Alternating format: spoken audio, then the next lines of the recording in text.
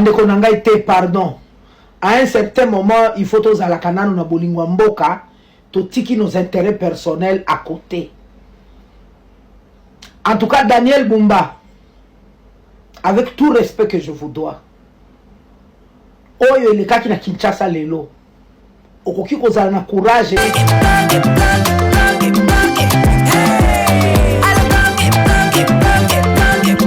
Oyoki elengi ya Congo, tapez les mains, tapez les mains, tapez les mains, tapez les mains, tapez les mains.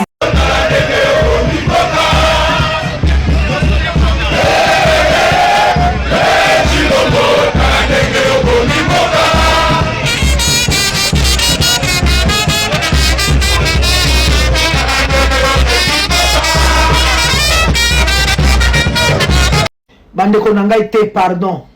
À un certain moment, il faut tous à la canane na bolingwa mboka, totiki nos intérêts personnels à côté.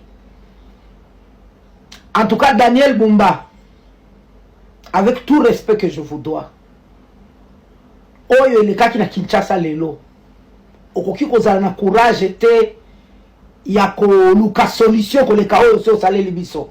Ça ne sert à rien qu'on pèse comme ça ma discours Kinshasa ko bonga pe au moment espoir ko bongeza te. Oh na moni na misu na ngai na leli na lembi na lali na kangi misu na mona te, ça n'a pas, je n'ai pas tenu même une minute na tala na zeko mona na Kinshasa. En plein boulevard to uti na musala immeuble intelligent, imaginez-vous. Obimi na immeuble intelligent. Mes frères et sœurs, poko manarompo sosi mat mituka maye zoko matina na likolo omoni nzela na rompo sosi mat ozo matala na nini na hotel Rotana. Non, pardon, ce que j'ai vécu là-bas, ngamoko, j'étais là. J'ai vu, non, j'ai dit non, pardon, et lequel a Kingaï. Bonsoir, bonjour, peuple congolais, ça dépend de l'herbe comme on a vidéo, on a vu sur Lelo. Il y a Lelo le 4 février 2026. Sincèrement, à un certain moment, il faut que l'Ingamboka, tout ce qui a un intérêt personnel, tout ce qui a un parti politique, même si je suis de l'UDPS, même si je suis tshisekidiste, ce que j'ai vécu aujourd'hui, c'est inhumain. On ne peut pas laisser Daniel Bumba même 30 minutes la ville à Kinshasa avec ce que nous avons vu. On ne change pas l'équipe qui gagne, mais on remplace urgemment. On a échoué. Maman Jozo Robinini, j'assume. Bande Konangaï. En pleine crise, Mituka transport exact. Tout le monde n'a pas de 55. 540 $, il y a ma vignette, ma taxe, nous avons tout fait pour convaincre Daniel Bumba à ça la commission Moko. Net guichet unique. O azana 100 ayatiki. Azana 200 ayatiki. Azana 50 ayatiki. Tinenga kokokisa 540 nyoso wana. Mais soka kokisi mbongo. Ya eloko moko. Bo pesi na eloko moko. Mais vos PCA et chasti date tel aux des gens se foutent autant.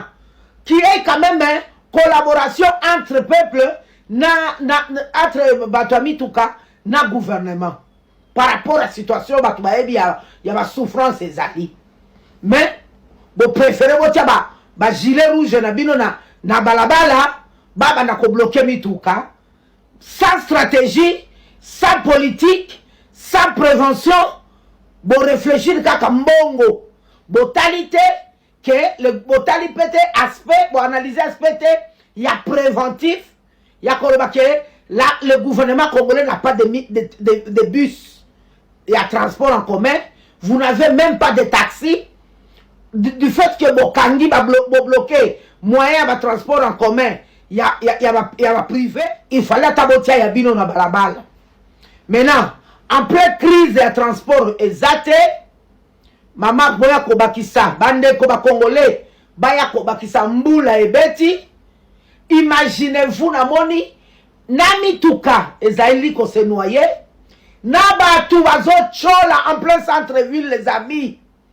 Na niveau wana y a ba immeuble à la présidence de la République en face à millionnaire quelque part là son INSS au Kiti. Donc bon ba immeuble on a mis balé il y a ma présidence de la République puis même il y a bâtiment à gouvernement royal batete là tout ça. Je pense que vous voyez puis même wana ba immeuble il y a présidence. Na moni na misu na ngai mama moko na mwana na Mukongo. Mama azochola. Mama azochola. Transport ezate.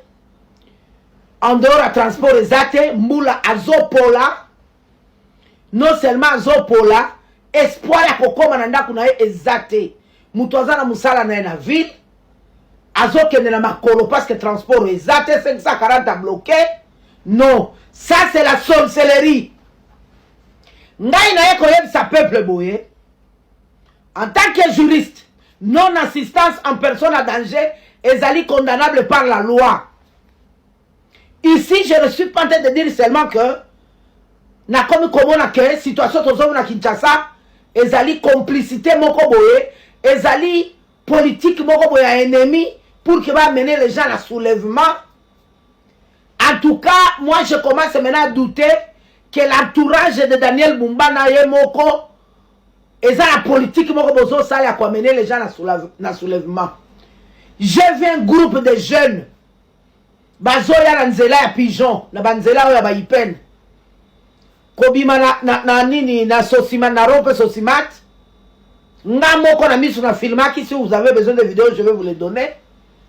Bazo ya balabala bazo ya banzembo ya kofinga fachi. Donc population et l'emi situation dans la Kinshasa. Mais vous ne voulez pas changer Daniel Bumba. Président Assemblée provinciale, Excellence, honorable président, Pasteur Samuel, même Nzambaza d'accord Nabinote. L'Assemblée provinciale, ville de Kinshasa, ton vota Kabino pour na bongote. Vous devez nous donner la solution pour la ville de Kinshasa. Ceux qui ont organisé marche, qui ont organisé Ango, qui ont la balabala parce que la situation devient de plus en plus inacceptable.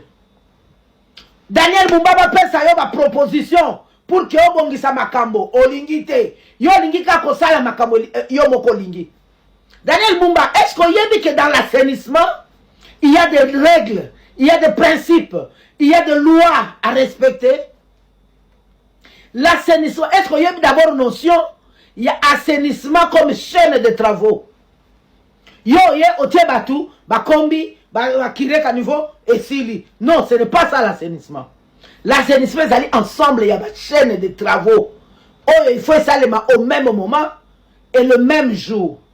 Oh, comme Mamaki, oh, ils allaient curer, oh, ils allaient trier, oh, on a keiti, bakei na recyclage.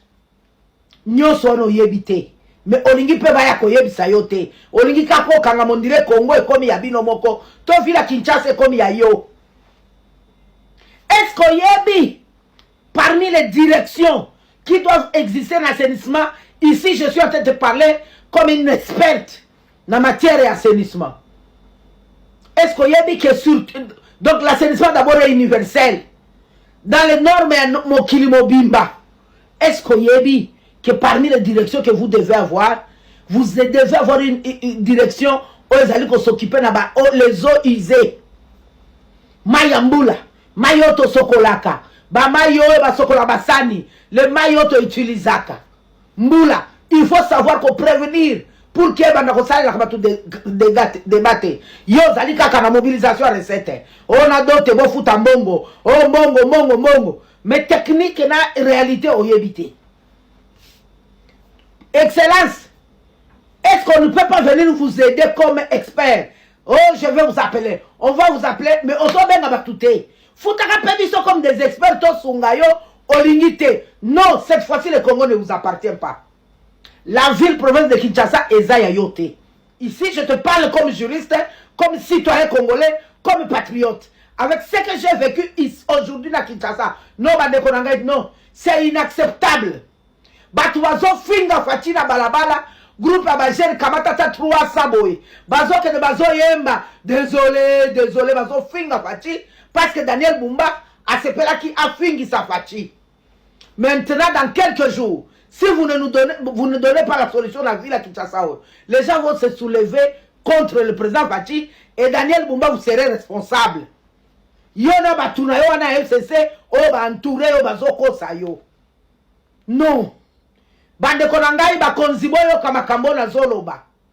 Ce qu'on a vécu aujourd'hui de 14 heures, presque 15 heures jusqu'à 19 heures. Non, ezalaki inacceptable. Ezalaki calvaire moko, tu ne peux pas avoir l'idée.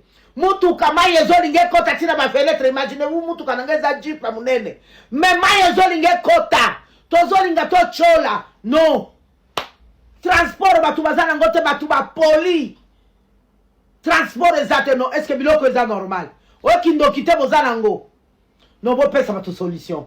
Vraiment to kama ta décision pour la makambo ville à Kinshasa, trop c'est trop. On ne peut plus à continuer.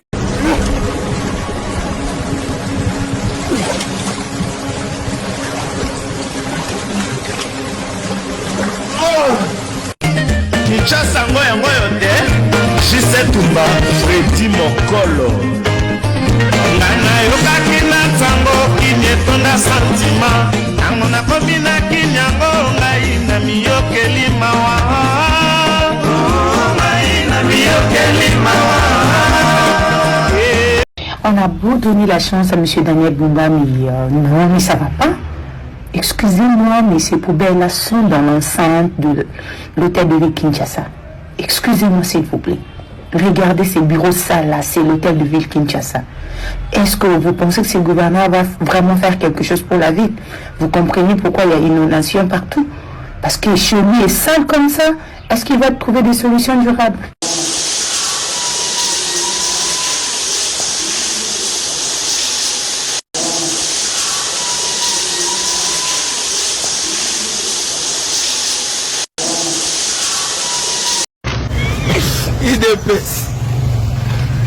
IDPS. Merci Nabino. Oh, Sabiso. Nebo Sabiso. Merci Kaka. Merci. Tu comprends? Ah! IDPS.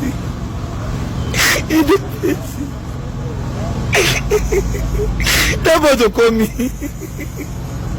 Merci.